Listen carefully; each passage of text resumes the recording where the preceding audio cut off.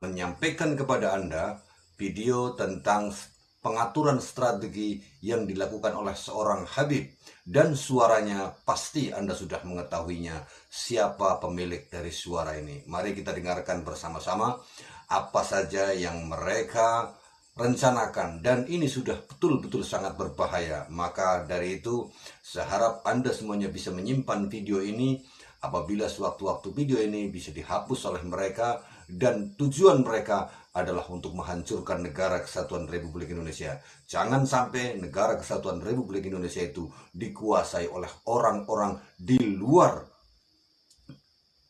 Jangan sampai negara ini jatuh ke tangan mereka semuanya. Nah, sahabat Iqbal Wahha, mari kita dengarkan bersama-sama apa yang mereka rencanakan dan pahami suara ini adalah suara Rizik Syihab. Dan ini dia adalah, maka itu fundamentalis dan tradisionalis tidak boleh bersentuhan, harus dijauhkan, bahkan harus diadu domba. Nah, ini yang terjadi di Indonesia saat ini. Bagaimana supaya dua kelompok ini diadu domba? Nah, kenapa ini yang harus diadu domba? Karena kelompok fundamentalis dan tradisionalis ini yang pengikutnya paling banyak. Kalau yang namanya modernis, kelompoknya tidak seberapa. Modernis dalam pengertian rent corporation, apalagi liberalis, mereka nggak seberapa. Mereka punya basis massa. Kita bicara basis massa akar rumput. Nah, yang memiliki basis massa akar rumput yang sangat kuat hanya kelompok fundamentalis dan kelompok tradisionalis. Maka itu kalau ini bersatu, ini akan menjadi satu kekuatan umat Islam yang maha dahsyat, yang bisa merontokkan kekuatan mereka, sehingga mereka akan melakukan berbagai macam upaya bagaimana dua kekuatan ini untuk tidak bersatu.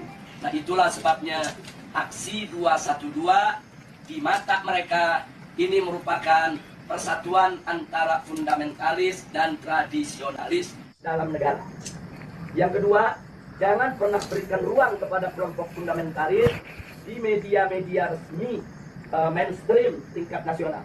Yang ketiga, yaitu jangan pernah memberitakan segala kebaikan sebesar apapun yang dilakukan oleh kelompok fundamentalis. Yang berikutnya, setiap kesalahan sekecil apapun yang dilakukan oleh kelompok fundamentalis harus diviralkan, harus disebarluaskan, dan harus diulang-ulang supaya itu melekat di hati masyarakat bahwa mereka adalah orang-orang yang tidak layak sudah merencanakan sesuatu kita punya negeri atau di negeri Islam. Nah, kemudian nggak sampai di situ, Jadi kita perlu kelompok berhati-hati. fundamentalis yang manapun jangan pernah sebut mereka dengan rentetan gelar-gelar akademik mereka. Nggak boleh.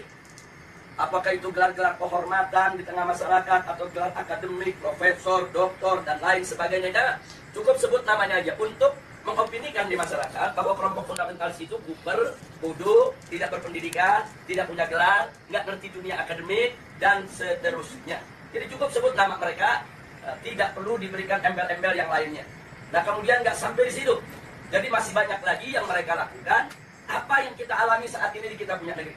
Nah, bagaimana para habaib, para ulama kita, bagaimana tokoh-tokoh kita di Majelis Ulama Indonesia, yaitu mereka kecilkan, mereka lecehkan, mereka hina-hina, bahkan mereka mencoba mencari kesalahan-kesalahan, bahkan kalau nggak ada kesalahan, kan buatlah fitnah-fitnah yang bisa diterima oleh masyarakat tentang mereka. Dan ini akan mereka lakukan terus. Jadi artinya bagaimana cara menghabisi kelompok fundamentalis? Satu, kecilkan mereka. Dua, jauhkan mereka dari masyarakat. Kemudian ketiga, yaitu bidik daripada para tokohnya. Kalau bisa dirangkul, dirangkul. Kalau nggak bisa dirangkul, dipukul. Bisa dipeluk, dipeluk. Nggak bisa dipeluk, digebuk. Nah, jadi ini yang mereka lakukan. Nah, baik, sekarang yang kedua. Lalu bagaimana dengan kelompok modernis? Kelompok modernis bagi mereka, yaitu statusnya aman. Bagi mereka statusnya aman. Aman, statusnya aman, sehingga perlu diberikan ruang. Diberikan ruang publik, diberikan ruang media, diberikan ruang dalam sistem pemerintahan, perlu didengar suaranya.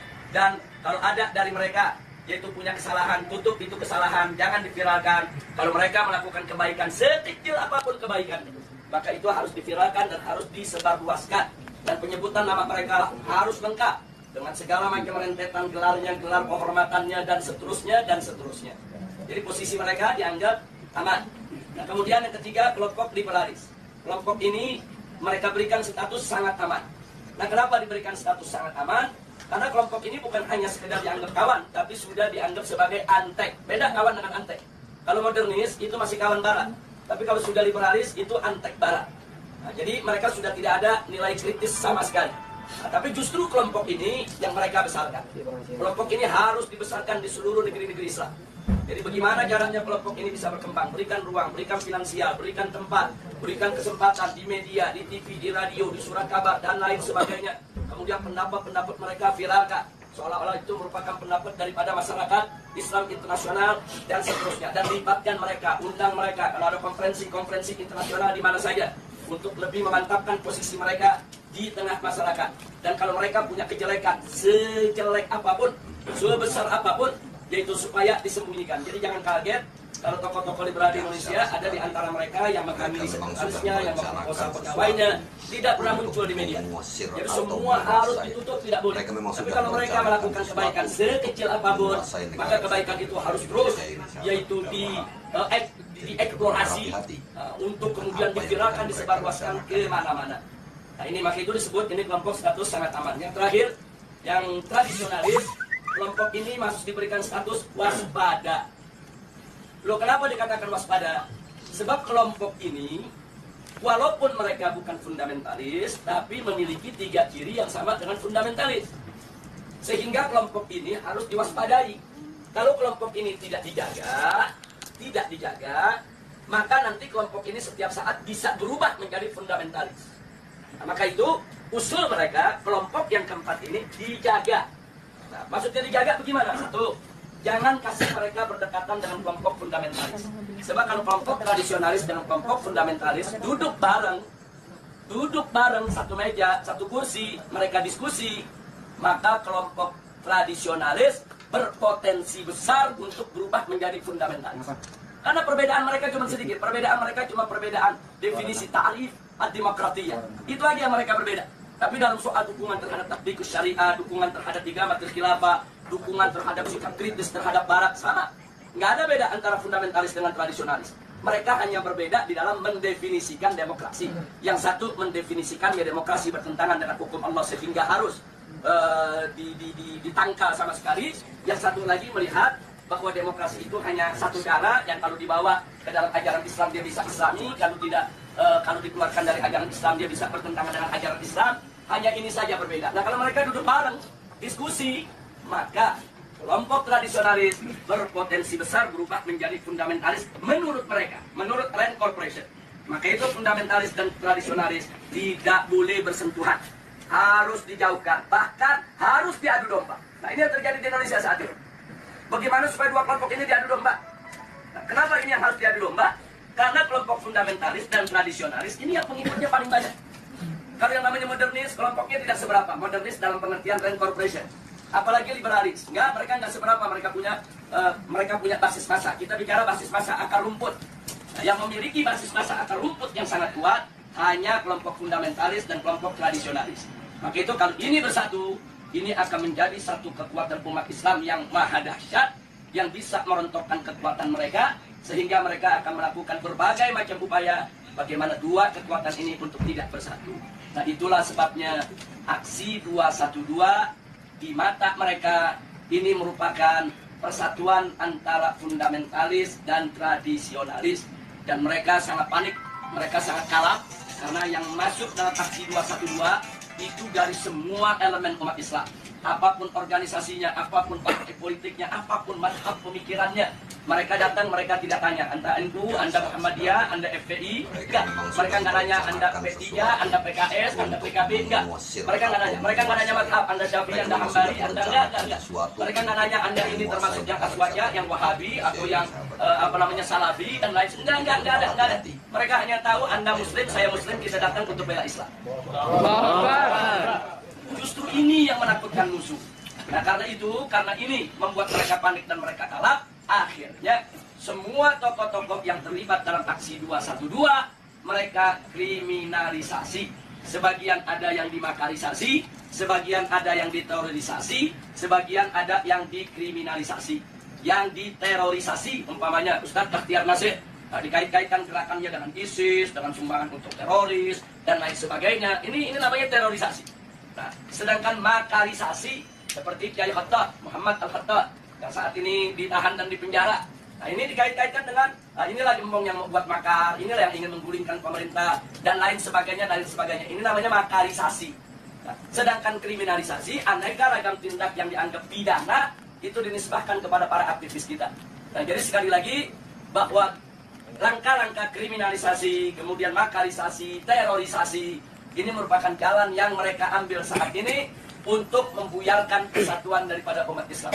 Maka itu saya minta kepada segenap umat Islam, khususnya kepada tolabah yang ada di Madinah ini, khususnya secara istimewa adalah antum semua, baik mukimin maupun pekerja dan lain sebagainya.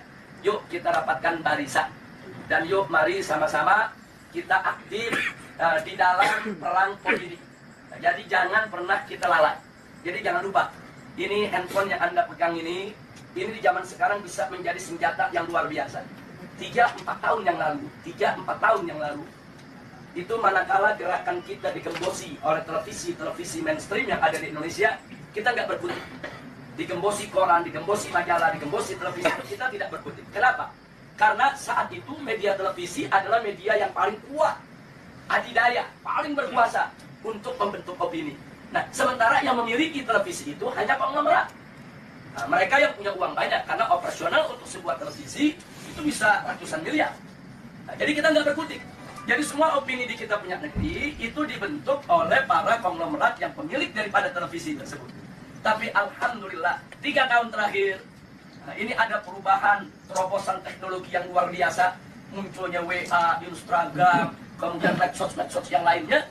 Ini membuat bahwa penguasaan opini tidak lagi didominasi oleh konglomerat. Bahkan masyarakat biasa cuma modal handphone, beli pulsa di Indonesia 5.000 perak, dia bisa bikin opini. Modal 5.000 perak, foto sana, foto sini, rekam sana, rekam sini. Mereka viralkan dari grup ke grup. Bahkan kadang-kadang banyak orang mendapatkan berita lebih dulu dari WA ketimbang dari TV. Lebih dulu dari WA ketimbang dari radio. Lebih dulu dari WA ketimbang dari majalah dan koran. Nah, ini luar biasa. Artinya apa? Dalam kondisi yang seperti ini, alhamdulillah umat Islam ini pandai menggunakan kesempatan. Jadi kita lihat secara tidak direncanakan, tidak ada rapatnya, tidak ada musyawarahnya, tidak ada pendaftarannya, tahu-tahu muncul laskar cyber muslim. Netizennya nggak main-main itu, yang mendukung itu. Itu kalau ada satu akun menyerang Islam, itu bisa ada jutaan akun nyerang balik kepada persatuan. Jadi artinya ini kan nggak ada kan kantor Laskar Cyber Muslim, nggak ada. Nggak ada. Siapa pemimpinannya, ketua umum Laskar Cyber Muslim, nggak ada. Ini muncul begitu aja di dunia media. Tapi jangan lupa, justru Laskar inilah yang berjasa besar dalam setiap aksi bela Islam yang ada di Indonesia. Jadi mereka yang memviralkan berita, mereka yang buat pertahanan opini, mereka yang bentuk opini. Kalau ada opini-opini buruk terhadap para ulama, para kiai, mereka yang memendung, mereka yang hantam balik, dan seterusnya dan seterusnya. Dan kekuatan mereka dahsyat. Dahsyat. Itu kalau dihitung daripada frekuensi yang ada di dalam medsos, itu kekuatan netizen yang ada di Laskar Cyber Muslim ini lebih dari 2 juta orang. Jadi tidak main-main, mereka bisa bentuk opini. Nah, ini yang mesti kita jaga, ini yang mesti kita satukan. Nah, makanya di negeri kita, Indonesia, sekarang begitu mereka kalang kabut melihat serangan medsos, mulailah ada undang-undang untuk membatasi medsos, bikin aturan-aturan supaya medsos nggak sembarangan. Iya, karena mereka kalah. Kalau mereka menang, mereka nggak bikin aturan. Sama dengan kemarin di Jakarta, pada saat ada pilkada, begitu mereka kalah spanduk, KPU bikin aturan di putaran kedua tidak boleh ada spanduk karena udah kalah spanduk. Lo kenapa bisa kalah? Karena di masyarakat Jakarta secara sendiri-sendiri, bukan dibayar oleh calon gubernur, mereka bikin spanduk di mana-mana. Jadi spanduk calon yang seberang sana kalah banyak, akhirnya bikin aturan nggak boleh ada spanduk. Nah, jadi seperti itulah cara mereka. Pokoknya mana yang kira-kira merugikan mereka, mereka bikin aturan nggak ada. Jadi mereka berani berbuat curang secara terang-terangan. Jadi kalau pilkada pilpres sebelumnya ada serangan fajar, kemarin ini saya sebut bukan serangan fajar, tapi serangan barbar. Loh, kenapa saya sebut serangan barbar? Mereka nggak tanggung-tanggung nyerangnya pagi, siang, sore, malam, terang-terangan. Di Jakarta ada hujan sembako, banjir duit, luar biasa. Nah, jadi memang itu peristiwa luar biasa, tapi alhamdulillah Rabbuna yansurul muslimin. Amin. Muslimin di Indonesia, alhamdulillah. Ala barakatillah subhanahu wa ta'ala. Allah masih memberikan kemenangan kepada kita sampai saat ini. Sebelum saya akhiri, mungkin nanti ada yang ingin menambahkan atau ada yang ingin bertanya atau minta penjelasan. Maka di sini yang ingin saya ingatkan adalah bahwa persatuan ini penting. Allah subhanahu wa ta'ala qala wa'tasimu bihablillahi jami'an wa la tafarraqu.